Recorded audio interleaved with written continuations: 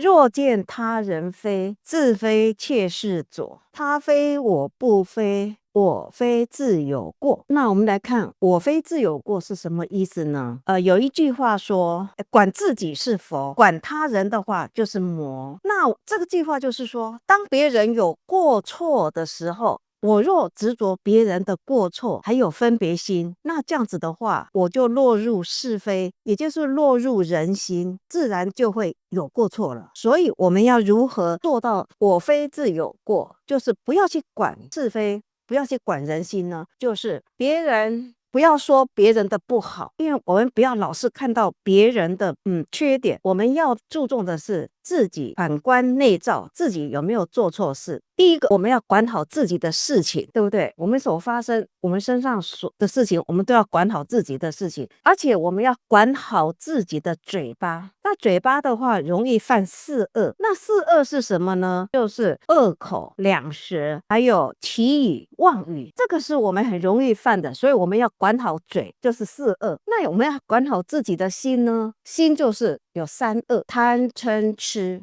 还包括妄疑，都是。所以说，我们管好自己的事，管好自己的嘴，管好自己的心，我们就是佛。刚刚有讲，管自己是佛，那管别人呢是魔。所以个人做个人了，个人的业他所做的，个人自己去担当。那个人所修的呢，当然是自己就有所得，但是别人做的事跟我们没有关系，那些事情都是不需要我们去操心。为什么呢？老天爷会操心，我们要操心的是管好自己的事嘴心。